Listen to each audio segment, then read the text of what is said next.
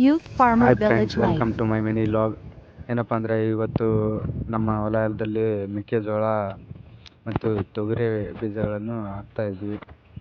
ಅದರಿಂದ ಎತ್ತಲ್ಲೇ ಹಾಕ್ಸುವ ಅಂತಂದು ವಿಚಾರ ಮಾಡಿದ್ವಿ. ಯಾಕಂದರೆ ಮುಂಚೆ ಹೋದ ವರ್ಷ ಟ್ರ್ಯಾಕ್ಟ್ರಲ್ಲಿ ಬಿಚ್ಚಿತ್ತು, ಆವಾಗ ಸ್ವಲ್ಪ ಕರೆಕ್ಟಾಗಿ ಇರಲಿಲ್ಲ. ಹಾಗಾಗಿ ಈ ಸರಿ ಹೊಲ್ದ ಎತ್ತಿಲ್ಲೇ ಬಿತ್ತೋಣ ಅಂತಂದು ಎಲ್ಲ ರೆಡಿ ಮಾಡಿಸ್ತಾಯಿದ್ವಿ. ನೋಡಿ, ಈ ಥರ ಒಂದು ಸೈಡ್ ಹರ್ಕೊಂಬರ್ತಾ ಇದ್ದಾರೆ, ಒಂದು ಸೈಡ್ ಬೀಜ ಹಾಕ್ಕೊಂಡು ಹೋಗ್ತಾ ಇದ್ದಾರೆ.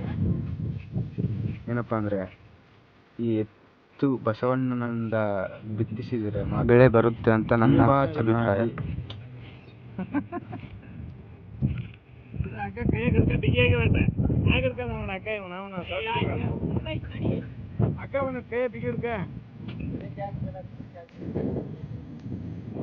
ಸಾಲುಗಳು ಕಾಣ್ತವೆ. ಇಲ್ಲ ಅಂದರೆ ಟ್ರ್ಯಾಕ್ಟರ್ ಈಗಿನ AI ತಂತ್ರಜ್ಞಾನದ ಉಪಕರಣಗಳಲ್ಲಿ ಅಷ್ಟೊಂದು ಚೆನ್ನಾಗಿ ಆಗೋಲ್ಲ ಅನಿಸುತ್ತೆ. ಮತ್ತು ಏನಪ್ಪ ಅಂದರೆ ತುಂಬ ರೈತರಿಗೆ ಕಷ್ಟ ಆಗ್ತಾ ಇದೆ ಅಲ್ವಾ ಬಿಡದಿಲಿ. ಏನಪ್ಪ ಅಂದರೆ ನಮ್ಮ ಉತ್ತರ ಕರ್ನಾಟಕದಲ್ಲಿ ಬರಡು ಭೂಮಿ ಬೇಜಾನಿದೆ. ಬಟ್ ಅದೇ ನೀವು ದಕ್ಷಿಣ ಕರ್ನಾಟಕ ಜಿಲ್ಲೆಗಳಲ್ಲೇ ಎಲ್ಲ ಪ್ರಾತಿನಿಧ್ಯ ಕೊಟ್ಕೊತ ಹೋದರೆ ನಮ್ಮ ಹಿಂದುಳಿದ ಭಾಗ ಉತ್ತರ ಕರ್ನಾಟಕ, ನಿಮ್ಮ ಹೆಸರಿನ ಪಾಲಿಗೆ ಕಲ್ಯಾಣ ಕರ್ನಾಟಕ, ಇಂಥ ಪ್ರದೇಶಗಳನ್ನು ನೀವು ಉದ್ಧಾರ ಮಾಡಬೇಕೆಂದು CM ಆಗಿರುತ್ತೀರಿ ಹೊರತು ಬೇರೆ ಕೆಲಸಗಳಿಗಲ್ಲ. ಮೊದಲು ಕರ್ನಾಟಕವನ್ನು ಸಮಾನವಾಗಿ ಕಾಣುವುದನ್ನು ಕಾಣಿ. ಬಿಡದಿ ರೈತರು ಬಂಗಾರದ, ಚಿನ್ನದ ಬೆಳೆ ತೆಗೆದಿಲ್ಲ ಅಂದರೂ ಅನ್ನದ ಗಣಿಯಂಥ ಬೆಳೆಯನ್ನು ತೆಗಿತಾ ಇದ್ದಾರೆ. ನಾವೇ ಸೋಷಿಯಲ್ ಮೀಡಿಯಾದಲ್ಲಿ ನೋಡ್ತಾ ಇದ್ದೀವಿ. ನಮ್ಮ ಮನಸ್ಸಿಗೆ ತುಂಬ ಬೇಜಾರಾಗ್ತಾ ಇದೆ.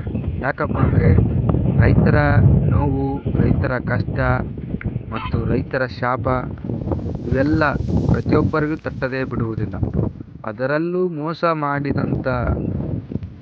ರೈತರಿಗೆ ಮೋಸ ಮಾಡಿದಂಥವರಿಗೆ ಮಾತ್ರ ಯಾವತ್ತೂ ದೇವರು ಮೆಚ್ಚುವುದಿಲ್ಲ. ಯಾಕಂದರೆ ಆ ಮುಕ್ಕೋಟಿ ದೇವತೆಗಳು ವಾಸಿಸಿರುವಂಥ ಹಸು, ಕರು, ದನಕರುಗಳನ್ನು ಸಾಕಿ ಸಲುಹಿ ಆ ಭೂಮಿಗೆ ಒಳ್ಳೆಯದಾಗಲಿ ಎಂದು ಭೂಮಿಲಿ ಉಳುಮೆ ಮಾಡಿ ನಿಮ್ಮಂಥವರಿಗೆ ತರಕಾರಿ ಮತ್ತು ಹಾಲು ಪ್ರತಿಯೊಂದು ಕೊಟ್ಟು ನಿಮ್ಮನ್ನು ಸಲಹುತ್ತಿರುವುದು ರೈತರೇ ಹೊರತು ನಿಮ್ಮ ಕಾರ್ಪೊರೇಟ್ ಕಂಪನಿಗಳಲ್ಲ, ಕಾರ್ಪೊರೇಟ್ ಓನರ್ಗಳಲ್ಲ.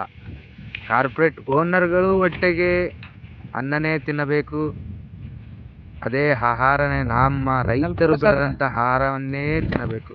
ಅದು ಬಿಟ್ಟು ನಿಮಗೆ ಪರ್ಯಾಯ ಮಾರ್ಗವಿದ್ದರೆ ಹೇಳಿ, ಆ ರೈತರ ಭೂಮಿ ತಗೊಳ್ಳಿ. ಬಟ್ ನಿಮ್ಮ ಬೆಂಗಳೂರು ಭಾಗಕ್ಕೆ ಡೈಲಿ ಏನಿಲ್ಲ ಅಂದರೂ ಕ್ವಿಂಟಲ್ ಟನ್ಗಟ್ಟಲೆ ತರಕಾರಿಗಳು, ಹೂಗಳು ಪ್ರತಿಯೊಂದು ಬಿಡದಿ ಭಾಗ ಮತ್ತು ಆ ಸುತ್ತಮುತ್ತಲಿನ ಭಾಗದಲ್ಲಿ ಬೆಳೆದ ರೈತರು ನಿಮ್ಮ ಮಾರ್ಕೆಟ್ಗೆ ತಂದು ಹಾಕುತ್ತಿರುತ್ತಾರೆ. ನಿಮ್ಮ ವಿಚಾರದಲ್ಲಿ ಇರಲಿ ಅಂತ ನನ್ನ ಒಂದು ಮನವಿ ಅಷ್ಟೇ. ನನ್ನಲ್ಲಿ ಏನಾದರೂ ಹೆಚ್ಚು ಕಮ್ಮಿ ಮಾತಾಡಿದರೆ ಕ್ಷಮಿಸಿ. ಯಾಕಂದರೆ ರೈತರ ಜೀವನ ಅಷ್ಟು ಸುಲಭ ಇರುವುದಿಲ್ಲ. ನೀವು ಒಂದು ದಿನ ರಾಜಕಾರಣಿಗಳು, ನೀವು ಒಂದು ದಿನ ಮಾತ್ರ ಜಸ್ಟ್ ಒಂದು ದಿನ ಬಂದು ರೈತಾಪಿ ಜೀವನ ನಡೆಸಿ ನೋಡಿ. ಆ ರೈತರ ಕಷ್ಟ ಏನು ಅಂತ ಗೊತ್ತಾಗಬಹುದು. ಏನೋ ನನಗಂತೂ ಗೊತ್ತಿಲ್ಲ, ಅದು ನಿಮ್ಮ ವಿಚಾರ, ನಿಮ್ಮ ತರ್ಕಕ್ಕೆ ಬಿಟ್ಟಿದ್ದು. ನೀವು ಇದೇ ಥರ ರೈತರ ಜಮೀನನ್ನು ಒತ್ತಾಯಪೂರ್ವಕವಾಗಿ ಕಸಿದುಕೊಂಡರೆ ರೈತರಿಗೇನು ಲಾಸ್ ಆಗುವುದಿಲ್ಲ. ಯಾಕಂದರೆ ನಿಮ್ಮ ಹೊಟ್ಟೆಗೆ ನೀಡುತ್ತಿರುವುದು ಅದೇ ರೈತರ ಶ್ರಮದ ಪ್ರತಿಯೊಂದು ಆಹಾರ. ಅದು ನಿಮ್ಮ ಮನಸ್ಸಲ್ಲಿರಲಿ ಎಂದು ಮತ್ತೊಂದು ಸಾರಿ ಮನವಿ ಮಾಡಿಕೊಳ್ತಾ ಇದ್ದೇನೆ. ಯಾಕಪ್ಪ ಅಂದರೆ ಪ್ರತಿಯೊಬ್ಬ ರೈತನು ತನ್ನ ಶ್ರಮದಿಂದ ಮಾತ್ರ ಬೆಳೆಯನ್ನು ಬೆಳೆದಿರುತ್ತಾನೆ ಹೊರತು ನಿಮ್ಮ ಶ್ರಮದಿಂದ ಅಲ್ಲ. ನಿಮ್ಮ ತಂದೆ ತಾಯಿ ಆಸ್ತಿನೂ ಮಾತ್ರ ಅದು ಅಲ್ಲ. ಅವರ ತಂದೆ ತಾಯಿ, ಅವರ ಮುತ್ತಜ್ಜನವರ ಆಸ್ತಿಯನ್ನು ಅವರು ಉಳಿಸಿಕೊಳ್ಳಬೇಕೆಂದು ಹೋರಾಡುತ್ತಿದ್ದಾರೆ. ಆ ಹೋರಾಟಕ್ಕೆ ನಮ್ಮ ಸಂಪೂರ್ಣ ಬೆಂಬಲವಿದೆ. ಮುಂದಿನ ದಿನಗಳಲ್ಲಿ ಉಗ್ರ ಹೋರಾಟವಾಗಬಹುದು ಅಷ್ಟೇ ನನ್ನ ಮಾತು.